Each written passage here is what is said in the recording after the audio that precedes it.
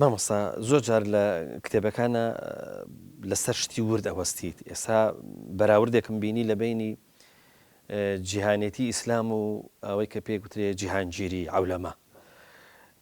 دەگوترێ خۆ ئیسلامیش دینێکی جیهانگیرە، ینی ئومەمیە بە جۆرە لە جۆرەکان. بەڵام ئەو ئومەمیەتە لەگەڵ ئەم گڵۆباڵەیە ینی چ جیاوازێکیان هەیە، یعنی ئەو بەراوردە چییە کە جیهانێتی ئیسلام جیاکاتەوە لەوەی کە پێگوترێ عەولەمە یا پێگوترێ جیهانگیری. بەڵێ کاک پەیوەند من لە کتێبی چەند مەسەلەیەکی باوی سەردەم کە تا ئێستا 6 جار بە کوردی چاپ کراوەتەوە و تەرجەمەی زمانەکانی عەرەبی و فارسی و تورکیش کراوە و وڵاویش کراوەتەوە.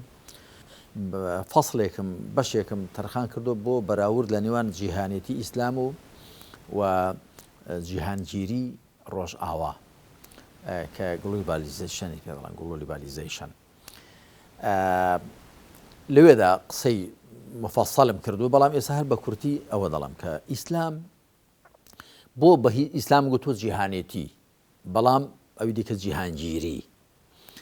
ئیسلام جیهان چۆنە خۆی ئاوای تەماشا دەکات، ئەوە ئاوای مامەڵە لەگەڵدا دەکات، دەستکاری ناکە، چکە جیهانگیری یعنی جیهانگرتن، جیهان کۆنتڕۆڵکردن. هەتا من لەو کتێبەی خۆمدا لێناو گوتمە ئەوە لە جیاتی بڵێ عەولەمە دە بڵێ ئەمڕەکە، یعنی بە ئەمریکاییکردن یا بە ڕۆژ ئاواییکردن. هەرچەند ئێستا زلهێزی دیکەی و چین و ڕووسیش هاتوونە مەیدان. جا ئیسلام بۆچی کە ئەگەر ئیسلام دەسەڵاتی بێ بەسەر دنیادا بۆ پێ دەڵێن جیهانێتی العالەمیە نەک عەولەمە؟ عەولەمە ئەها ئەگەر تەماشا بکەی سیغەکەشی لە زمانی عەرەبیشدا وەکو کەوکەبە، وەکو قەولەبە لە قاڵبدان.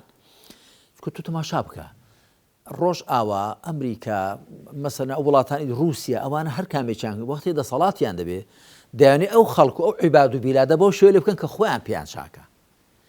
بەڵام تەماشا ئیسلام بکە کاتی خۆی کە ئیسلام دەسەڵاتی بووە هاتووە جوولەکە هەر وەکو جوولەکە مامەڵەی لەگەڵدا کردووە. بوذایی هەر بوذایی بووە، لە پەیکەرەکانی بوذا گەڕاوە. هیندۆسی هەر گایان پەرستووە، مەجووسی هەر ئاگریان پەرستووە.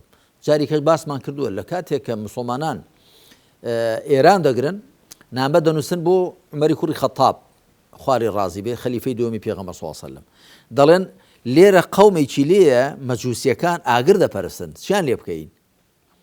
هەروەها ئەوانە مەحرەمەکانی خۆیان نیکاح دەکەن، خوشک و کچ و دایک و کە تەمان ئەوەی ساش ئەوە لە ئاینی مەجووسیدا هەیە. عمەر خوالی ڕازی بۆیان دەنووسێتەوە دەعهم وما یدینون، لیان گەڕن دینیان چۆنە، قەنەعەتیان چۆنە لیان گەڕن.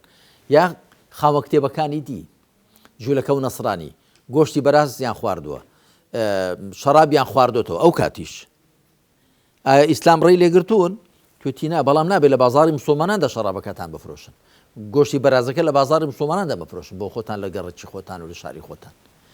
کەواتە ئیسلام دێنێ مامەڵە لەگەڵ خەڵکدا دەکات، لەگەڵ دنیادا دەکات بەو شێوە کە دنیاکە هەیە، بەڵام بانگی دەکات، بەرچاوی ڕۆشن دەکاتەوە، تێی دەگەێنێ قەنەعەتی بوو چاکە، قەنەعەتی نەبوو دەڵێ باش تۆ نامسڵمانی هەر نامسڵمان بە، بەڵام نامسڵمانێکی تەبا بە، دژمە بە، بەڵام ئەوی دی نەخێر.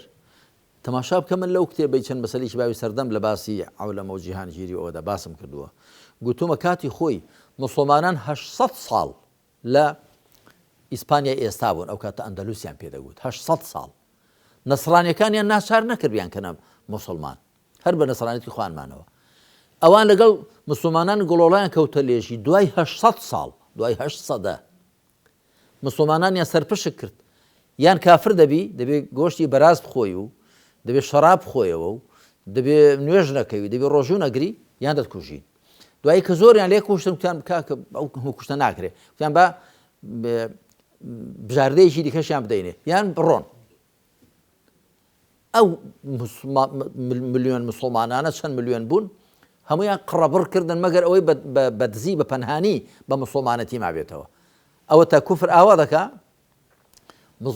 مسلمانیش ئەو وەکو گوتم ئەو جوولەکە و نەسرانی و یەزیدی و مەجووسی و بوذایی و هیندۆس و هەمووی هەرە بۆ لە ژێر سای دەوڵەتی ئیسلامیدا کەسی ناچار نەکردووە، نە پەرزگای لێ ڕوخاندوون، نە ناچاری کردن واز لە ئاینی خۆیان بێنن. بۆ چونکە ئەهلی ئیسلام بووناسیەکەیان وایان پێ دەڵێ بووناسیەکان پێیان دەڵێ دنیا شوێنی تاقیکردنەوەیە شوێنی تەصفیح حساب نییە و پاشان دینەکەیان پێیان دەڵێ قل يا أيها الكافرون لا أعبد ما تعبدون لكم دينكم ولي دين دەڵێن دینەکەمان ڕێداوە کە ئەوانە دینی خۆیان پراکتیزە و تەطبیق